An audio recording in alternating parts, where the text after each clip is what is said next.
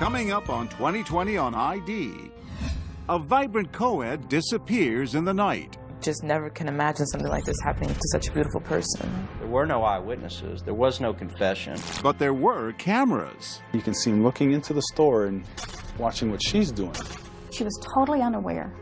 The last moments of a young woman's life caught on tape. You get excited because you had a video which showed somebody pulling the body out of the car. Oh God, please don't let this be her. But does the video tell the whole story? There was this hour and a half in time where we don't know what happened. And what was this man doing that night? I seen her in the back seat. I seen her eyes were open. Police search for answers while a family comes to grips with the truth. Evil crossed Melanie's path that night. Murder caught on tape. Welcome to 2020 on ID. I'm John Quinones. We live in an age where cameras capture practically everything in our lives. They protect our homes and our shops, our cars and our streets, but they can't always protect us. For the family of 19-year-old Melanie Goodwin, cameras would prove a blessing and a curse. As Jim Avila first reported in 2009, they had played a vital role in Melanie's brief life. Now, they would provide vivid clues to her death. Knock, knock. Who's there? Interrupting cow. Interrupting no. Melanie Goodwin lived nearly all of her 19 years in front of the camera, a born actress in a Shakespearean tragedy. Her mother, Peggy. When she was a little girl, like 2, she'd be making faces in front of the mirror and just entertain herself for hours. So we started her in voice lessons and theater classes when she was about 3rd grade. Growing up in Arlington, Texas, her best friend, Demaya Pridgeon, was always there to help her practice. We lived across the street from each other for many, many, many, many years. And as kids, we loved to play. We had great imaginations. We would make stuff. We would go, in the backyard and play hide and go seek. I mean, just all kinds of things. Some of my best memories as a childhood, all of my best memories as a childhood were with Mel and her family. She's up for it. All right, I have to. Was she always an actress? Yes, always loved to sing and dance and to laugh.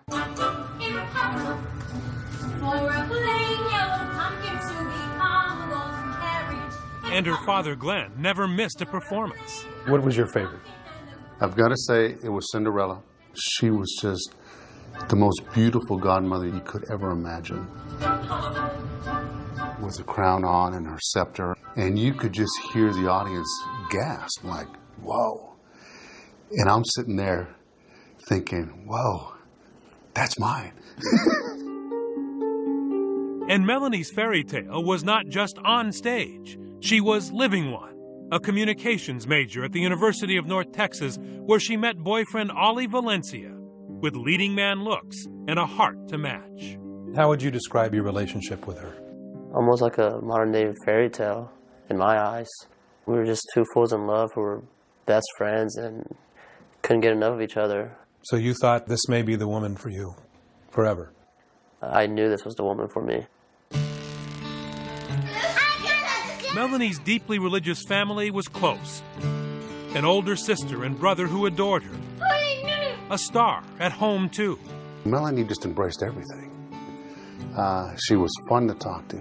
She's smart. She had an insight that, and vision that was a little bit, was unique. And, of course, she was my baby, so the baby's the baby, and, and she's my girl. All backed by a supporting cast of many fast friends. I think that's what makes this so hard. Just never can imagine something like this happening to such a beautiful person. On Monday afternoon, September 24th, 2007, Melanie's bubbly, always-on personality is in full display at 5 o'clock as she heads off to work as a model promoting the energy drink Red Bull. I kissed her goodbye and just looked her in her eyes and was just so happy to be with her, and she went on with her day.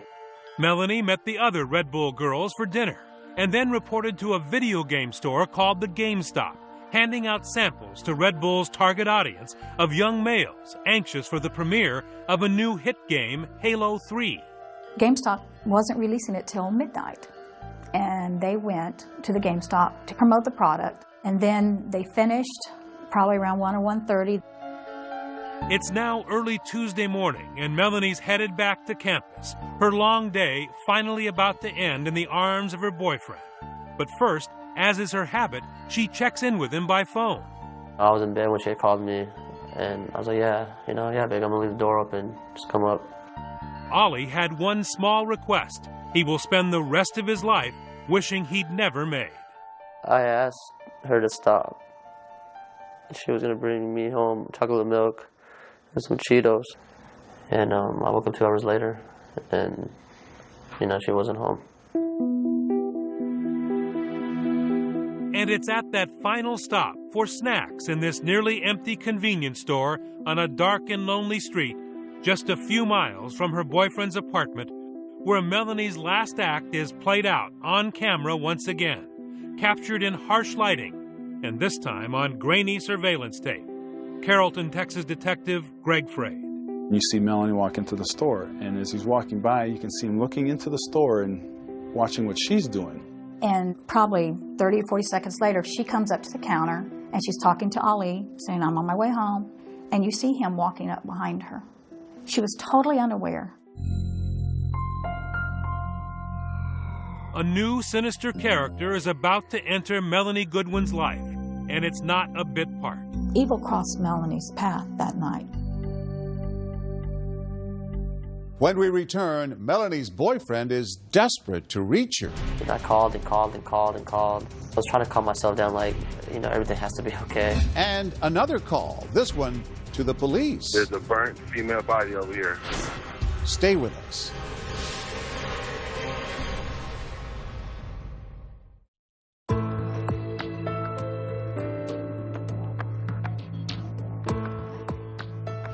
It was after 1 in the morning when vibrant college student Melanie Goodwin stopped at a convenience store. She planned to pick up some snacks for her boyfriend and then meet him back at his place. But she never arrived. Hours later, Texas authorities are on the verge of making a gruesome discovery. Once again, here's Jim Avila.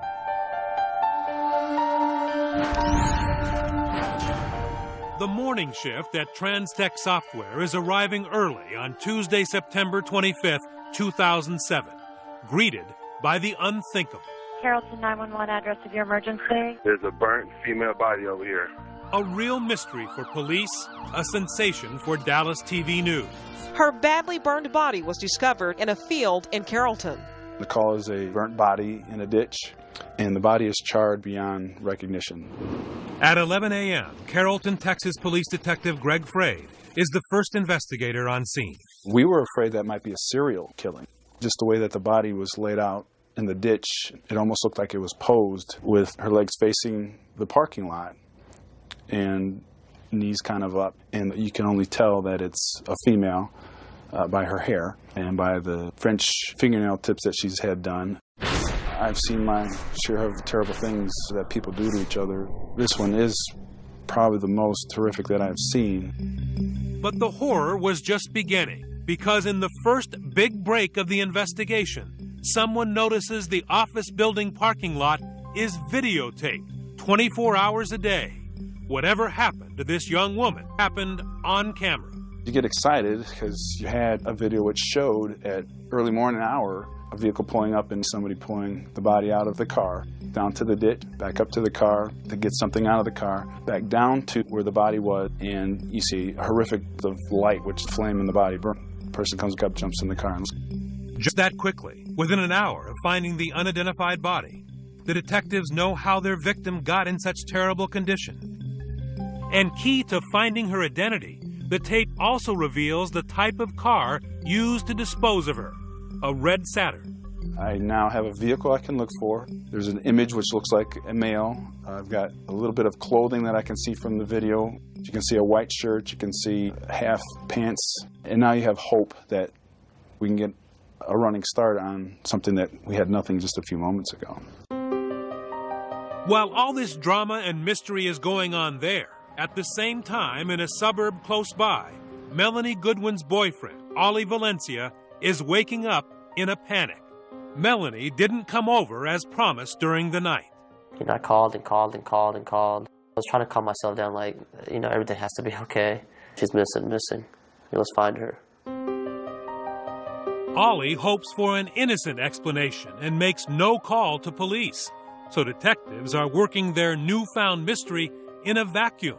They had no missing persons report, nothing that could help them put a name to their badly burned Jane Doe. You go back to who that person could be. The first is the usual suspects, like a homeless person, prostitute, someone who's into criminal activity, and you try and build it from there. I'm code 6 at Morse Island. But then a second break when investigators discover the grunt work of routine patrol. The night Melanie disappeared, a beat cop had noticed something out of place. Officer Otis Q had found a suspicious vehicle not far from the scene. It was a red Saturn parked oddly alone in a corner of an apartment complex. I walked up to it, and one of the first things I noticed that really kind of threw a curveball at me was I kind of detected the odor of gasoline coming from the inside of the vehicle, and there was a gas can sitting on the driver's seat. He didn't know it at the time, but Officer Q's curiosity had developed a huge lead. Authorities now have the license number and description of a red Saturn, seen with a gas can in it. A red flag that points Detective Fraid and his colleagues to the owner of the car in the video, and more importantly, to an address. Running the plate, I came back to the Goodwins out of Arlington, so we decided we need to go over there. That's where our suspect was. Because the car is registered to the father? Yes. And in your mindset at this point, you think this may be the bad guy? Correct. We're under the assumption that it is our suspect. So when you knock on the door, what are you prepared for at that point? To start interrogating my suspect. And Mrs. Goodwin answers the door, and I ask her, do you own a red Saturn? She says, yes, I do. It's my daughter's car. And at that moment, in my mind, I knew that I no longer was looking for my suspect, that I had to do 180. I'm now looking at my victim. The body in the parking lot and Melanie Goodwin are now linked. It was a difficult visit. Detective Fraid had prepared himself for an arrest, not a death notification. I'm thinking, okay, she's missing. They found her car. She's missing. Then they ask about a ring she was wearing. And my mind's just working, and finally it just clicked. And I said, do you have a body? And Detective Fraid just put his head down and said yes. It's difficult for me to say that it's Melanie because the body is so badly burnt that I couldn't say for sure that that was her. And then they asked if I had a picture of her. And I went back to the bedroom, and I got a picture, and I got on my knees, and I said, oh God, please don't let this be her. Don't let something happen to her. It was a surprise gut blow to Melanie's mom. But Peggy Goodwin is a trained software programmer, and through her tears on her home PC, she actually gathers herself enough to help police close in on where her daughter may have been last seen alive. I went into this business mode trying to find my daughter, and it wasn't that I wasn't feeling anything or scared or upset or collapsing and crying, but I knew I had access to all the information they needed to find Melanie. She called Melanie's boyfriend at college to see when the last time he had spoken to her. I could tell she was worried by the way she was talking to me, saying, if I had seen Melanie, when was the last time I talked to Melanie? What do I know? Ollie tells Melanie's mom she had not shown up at his house as planned. And at 4 o'clock in the afternoon, Detective Fraid sends a fellow investigator to question the young man, who they approach as a possible suspect. Detectives have him take off his shirt to check for signs of a struggle. None. And his alibi that he was with roommates all night checks out. Plus, cell records show he was talking to Melanie by phone until she disappeared. Finally, as police interviewed him, he just did not fit the crime. He's the all-American boy, former wrestler, does well in school, never been in trouble, doesn't have that profile. That helped us in clearing him rather quickly.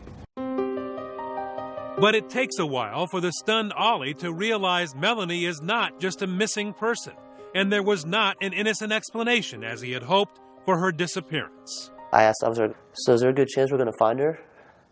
And that's when he was like, son, you know, she's passed away. And after that, it just, I was just taken out of this world. It was Ollie who led police to her last stop before disappearing. Feeling terrible about his innocent request for a post-midnight snack with his girlfriend, he pointed them to the convenience store where Melanie made her final call. I couldn't even look at her parents in the face because I felt as it was my fault. My fault she's not here today. She wasn't here yesterday. She won't be here tomorrow. No one can predict where good and evil will cross paths, where a simple stop at a convenience store for chocolate milk and Cheetos will turn dangerous, even tragic. A place where innocence is lost, where Melanie Goodwin, in a surprise rendezvous, runs straight into a stone-cold killer. You can see him looking into the store and watching what she's doing. It turns out the state-of-the-art Quick Trip convenience store has 4 cameras watching customers, the registers, even a glimpse of the sidewalk out front. And it's those cameras whirling away in the middle of the night that give Detective Fraid the first clue to the identity of Melanie's killer. The first thing that stands out in our mind is a male that is just kind of walking up and down the outside of the store. Nearly every step of this crime is on videotape. Another break. It's not only video, but it's video with audio. For an hour and a half early that September morning, way before Melanie stops by for a snack to take home to her boyfriend, this man hovers around the counter, even convincing the clerk to let him use the phone, trying to get his estranged girlfriend, other friends, anyone to give him a ride and a place to stay. Dallas County Prosecutor Andrea Hanley has watched this tape over and over again. He'll hang up the phone, he'll walk around, he'll pace back and forth, just flat out loitering. He's got no money to buy anything. He has no money to buy anything. I think, as a matter of fact, the clerk gave him a soda and a pastry.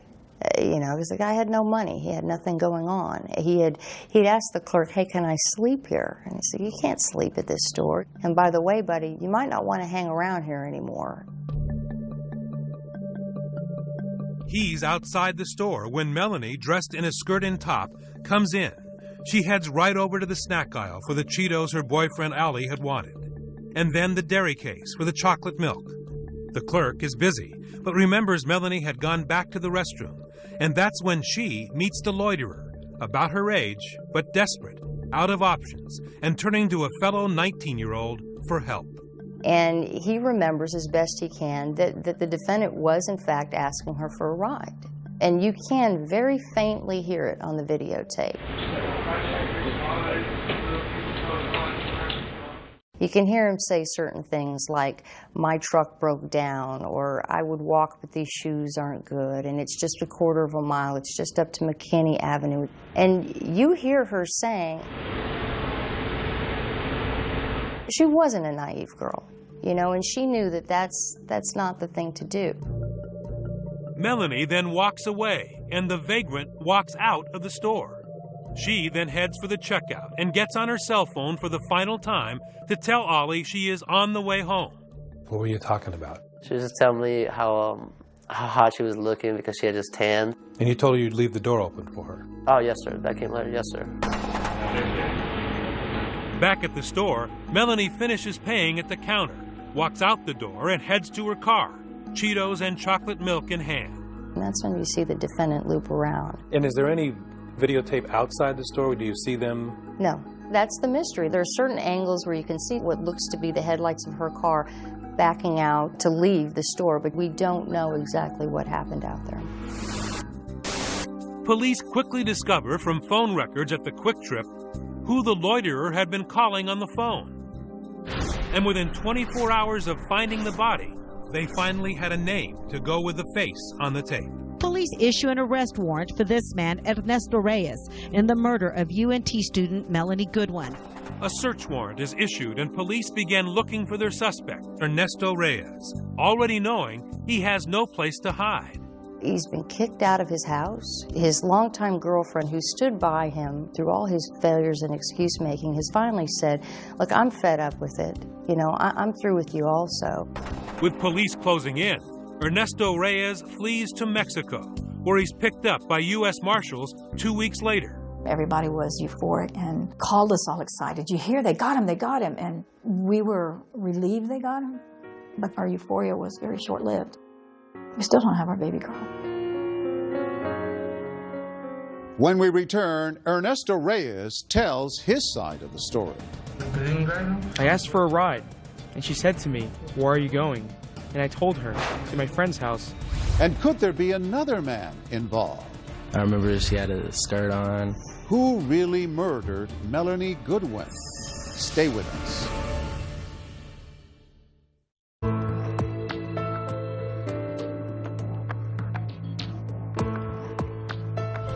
The body of college co-ed Melanie Goodwin has been identified, and with several quick breaks, police believe they have apprehended her killer.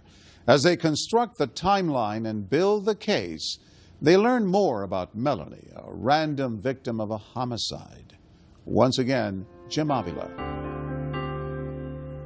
University of North Texas communications major Melanie Goodwin came from a religious family, and she wore her faith, if not on her sleeve, on the bumper of her 2002 red Saturn.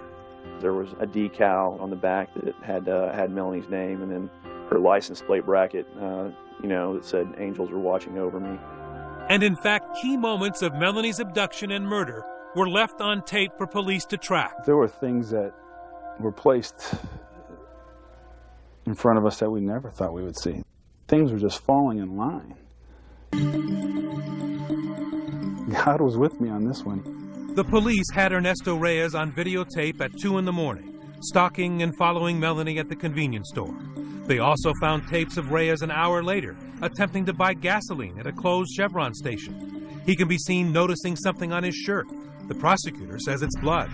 So he takes it off, turning his shirt inside out to hide the stain. And then another tape, moments later. Ernesto Reyes is seen again at a nearby 7-Eleven, where he successfully buys $1.76 of gasoline, casually filling up his can outside while asking a stranger to borrow his cell phone. He used the phone, told me, "God bless you, have a good evening," and he calmly walked away. As nonchalant as can be. Cold-blooded. Cold-blooded.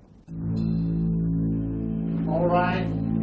And finally, the videotape that shows Reyes dragging Melanie's body to be burned. All this evidence seemed overwhelming. But when it came to trial, a year and a half after Melanie Goodwin was brutally murdered, Ernesto Reyes' defense attorneys were quick to point out there were 90 key minutes not recorded between the time Ernesto followed her out of the store and when he is shown blowing her up, when perhaps those angels who were watching over Melanie blinked. There were no eyewitnesses. There was no confession. There was this hour and a half in time where we don't know what happened. Veteran Dallas lawyers Danny Clancy and Brett Martin knew they had a difficult task in creating reasonable doubt for the jury.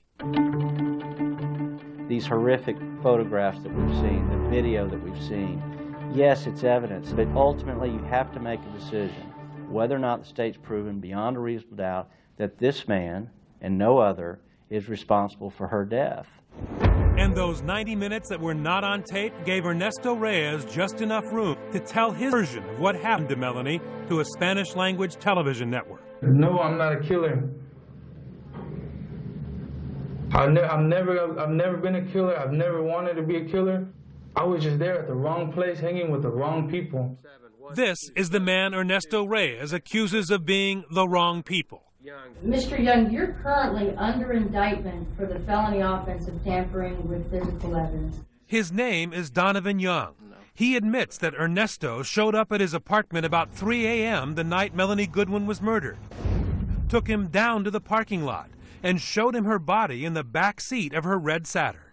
It's a two-door car, so they got like the little triangle window. I had looked through there, and that's when I seen her in the back seat. Do you remember anything about her undergarments, her underwear? I remember she had a skirt on. I'm not sure what top or anything like that. I think her underwear were slightly pulled down. And were you able to see anything about her face? I seen her eyes were open. When I looked in the back seat, he said he killed someone that looked like a dead person. Donovan Young, a convicted drug user with a shady reputation and Ernesto's friend, was a man in serious need of a moral compass, because not only did Young not call police that night, he helped Reyes get rid of Melanie's body. He said he needed some gas. He said he needed a few dollars. I said, I don't have any, but I do have a few dollars. And with that, Young says he gave Reyes money and a gas can, and then walked back into his apartment and went to sleep. Why in the world did you not walk inside, pick up the phone, and call the police? I still think about that to this day. I actually wish I could go back in time and do that, because that's something I do regret. Donovan Young's cold-hearted response left a huge opening for Reyes and his attorneys. And Reyes saw this unsympathetic character as his way out. He told his story to a Spanish-language television network. I'm innocent. I am innocent. I am innocent. And the person who did it is outside laughing about me. Fearing a blistering cross-examination, Ernesto's attorneys did not allow him to testify in front of the jury. Instead, they played the TV interview in court to let Ernesto tell his tale without a prosecutor to challenge him directly. I asked for a ride, and she said to me, "Where are you going?" And I told her, "To my friend's house," and she said, "Yes."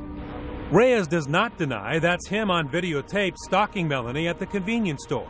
But then he tells the interviewer Melanie is to blame, saying she was asking for trouble. She said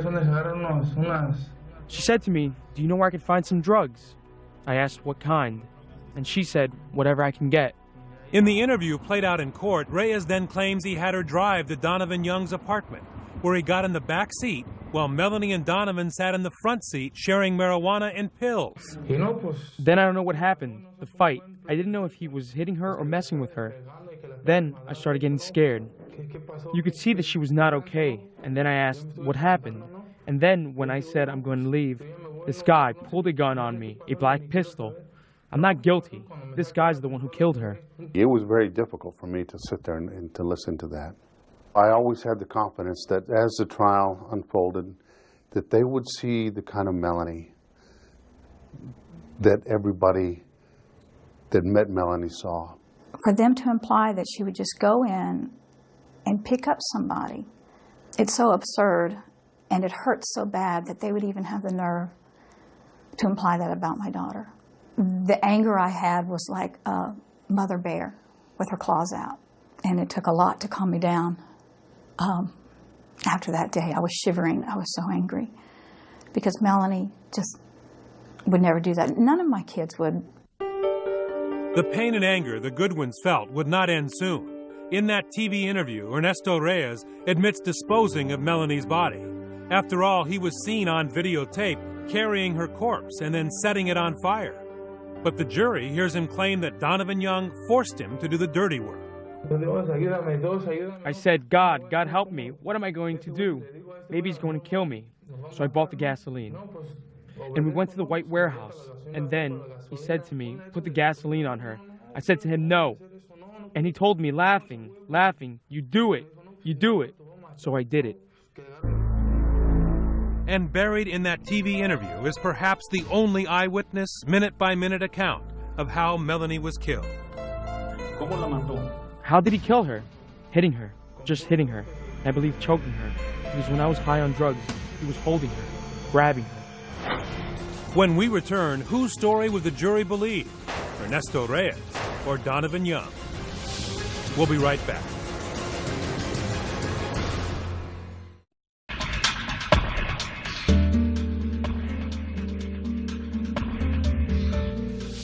Beautiful and charismatic college student Melanie Goodwin has been killed, and one man, Ernesto Reyes, is on trial for her murder. But does the prosecution have enough to convict Reyes? They're about to reveal one more piece of evidence. Once again, Jim Avila.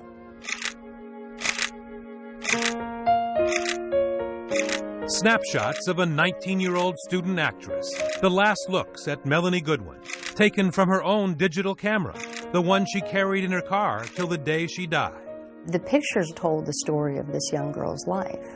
You had her with her parents on vacation, you had her hugging her father, you had her with her boyfriend, and just being fun and silly. It just told the whole story of Melanie.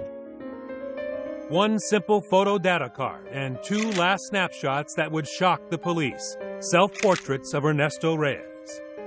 He takes his own picture with Melanie's camera, and how would you explain that you're not involved if you're on 4 pieces of video? It's hard to refute what you see. And on that quick trip, what you hear. Ernesto Reyes' far-fetched story of a drug-craving young woman anxious for sex with a stranger, killed by his drugged-out friend while he watched, is badly damaged by the fact that everywhere the jury turns is another photo of Ernesto Reyes. Ladies and gentlemen of the jury. Co-prosecutor Stephanie Fargo drove it home in her closing argument. Who has the evidence all over them? Who's the only person you see on the surveillance videos? You should be insulted that he tries to put this on Donovan Young. Evidence doesn't lie. In fact, the jurors say it was what they did not see in that explosion video that made them doubt Ernesto's alibi, that an accomplice named Donovan Young killed her and ordered his cooperation. Juror Amy McCall. Ernesto said that Donovan Young was in the back seat of the car with a gun telling him what to do at one point, and when the sky lights up you can see inside that car and there was no one there. But perhaps the biggest hole in the Reyes story came from Melanie herself. A single trace of DNA. Most of the crime scene evidence was destroyed, but one critical piece of genetic material tying Ernesto Reyes to the attack on Melanie did not burn. The medical examiner found it deep inside her body.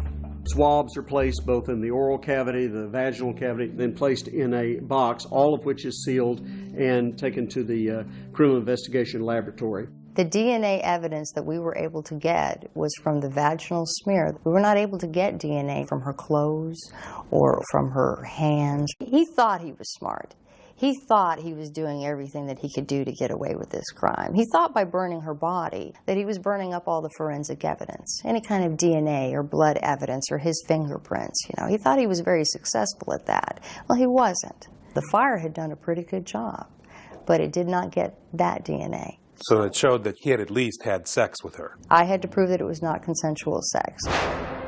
Despite Melanie's all-American girl reputation, the defense team makes one last-ditch effort to blame the victim. They would try to convince the jury that she wanted to have sex with Reyes. You personally didn't observe any obvious signs of sexual assault, did you? Well, right. My autopsy clearly lists that I didn't find lacerations or bruising in there. Again, that's not a big surprise, but I did not see traumatic injuries. A lot of times you do find DNA underneath the fingernails of the victim, where they're scratching and scraping and clawing and doing everything they can to fend off their attacker. None of that evidence existed. It was important for me to paint a very good picture of her because of the defenses that he was throwing out there, and to be able to show that everything he said about her willingly, getting in the back seat of her car is complete and utter nonsense. Not her. Maybe somebody, but not Melanie Goodwin. Swear to tell the truth, the whole truth, and nothing but To paint that picture, the prosecution called Melanie's mother, Peggy Goodwin. If you were to hear, Mrs. Goodwin, that your daughter picked a stranger up at a convenience store at 1:30 at night and asked him to smoke some marijuana with her, and then hopped in the back seat of her car with this stranger to have sex, would that in any way conform to the character or the identity of the girl that was your daughter? Absolutely not. We had gone over multiple times. Never pick up strangers, and if you have to stop at night, you have to stop at a very brightly lit, well-traveled store. Lock your doors, look behind you, look around you, be aware. There's some video that And then Melanie's mother told an anecdote that helped the jurors understand why there were no signs of a struggle. When she started asking me about Melanie, I just talked about her size, that she was so tiny that when her brother would wrestle with her and tickle her, he would hold both of her wrists in one hand. And I thought to myself, my goodness, she has just unwittingly explained to the jury exactly what happened. you know, that he was able to take hold of both her wrists and attack her that way, that she didn't have the opportunity to scratch anybody's eyes out. That's why she didn't have DNA under her fingernails. He held both of her wrists in his hand while he beat her. But perhaps just as convincing to the jury was that the medical examiner confirmed there were no drugs of any kind in Melanie's system. And there was one other huge factor. Melanie was in a happy relationship with a boy she had promised to marry. They tried to raise that she somehow had consensual sex with this guy. I know no one in their right mind believes that, even people that didn't know her. And even though that's what he claimed, it's not even an option. Juror Anna Palmer never met Melanie. She didn't have to. Could you picture them in any way together? No, absolutely not. We saw her boyfriend, and I think she had a committed relationship with him, and I couldn't imagine her having anything to do with Ernesto Reyes. In order for you to believe it, you gotta buy that. And then damning words from Deputy District Attorney Andrea Hanley, describing the terrible way Melanie died, raped, beaten, and killed by the hands of a stranger. The reality of being asphyxiated, of being strangled to death, is horrific.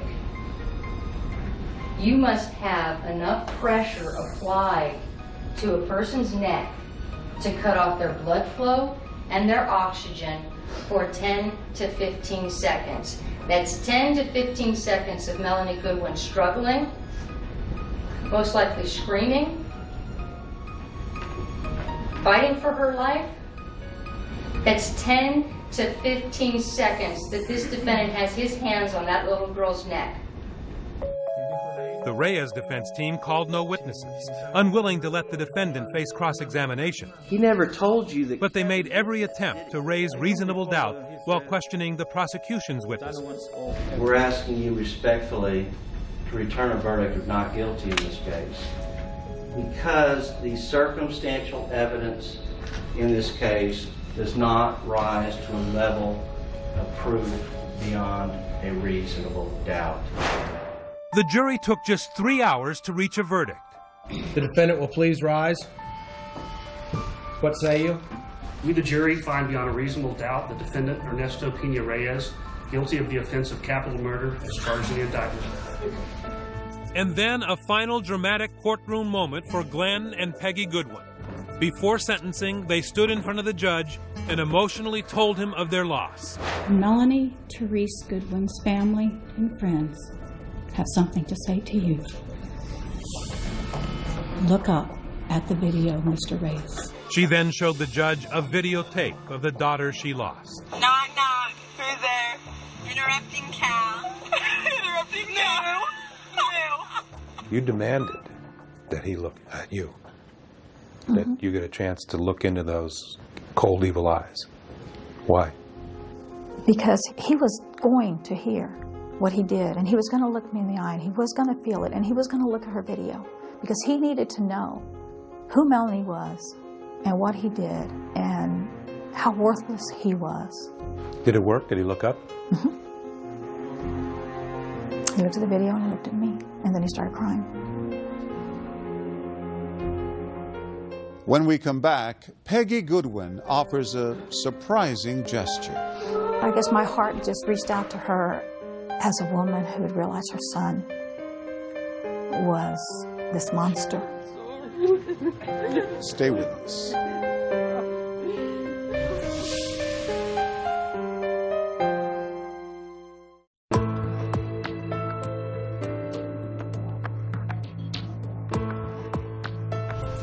Ernesto Reyes has been found guilty for the murder of college student Melanie Goodwin. Now it's time to start the healing process. With the conclusion of our story, Jim Avila. Merciful Father, Melanie's friends said goodbye to her on campus, celebrating with songs and pictures. A tribute not only to her life, but to her parents, who had lost so much.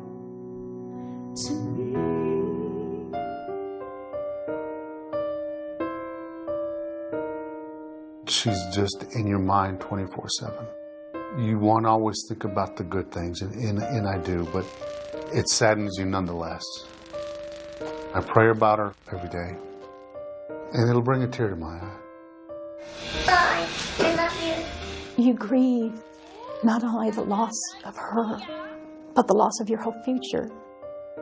And we are trying to make good things happen, trying not to let the evil of this destroy us or our children. In fact, it was on the last day of the trial that the Goodwins' triumph over evil was on dramatic display. Reaching out to their killer's family, two mothers who lost two very different children in a surprising embrace.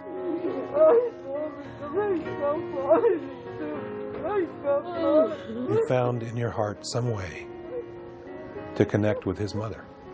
I noticed when they showed the fire video that she was crying in the distance, and I thought she finally realized she's been lied to her. She sees the evidence and she knows. So I guess my heart just reached out to her as a woman who had realized her son was this monster. I'm sorry. And so we just walked over to him and we just hugged each other, and she kept saying she was sorry. And then Glenn spoke to her in Spanish. And I was just thanking her for feeling sorry for us. And then I told her that, I was sorry for her situation as well. Even hardened police veterans like Detective Greg Frade were moved by the grace of this rare scene. It was a very touching moment and another sign of how good the Goodwins are. They were named well. Goodwin is a good name for that family. They are very good people. Ernesto Reyes was sentenced to life in prison, but has never taken responsibility for Melanie's murder. Donovan Young was sentenced to 8 years for tampering with evidence. And young Ollie Valencia remains a friend of the family. It still hurts, and no matter what people tell me, I guess only time could heal, if ever. She was so precious, and it's not a job to take care of, it's an honor. The fact that I was her boyfriend, protect her, and then just to have her taken away, you feel guilty because you weren't there. I wasn't able to do my job. We will never meet again. And Melanie Goodwin's family started a scholarship fund for young actors in their daughter's name, hoping to keep her memory alive. In 19 years, she became an incredible young lady who touched a lot of people and made a very positive impact for a lot of people. We'll never know how big that impact would have grown and what a difference she would have made if given the opportunity.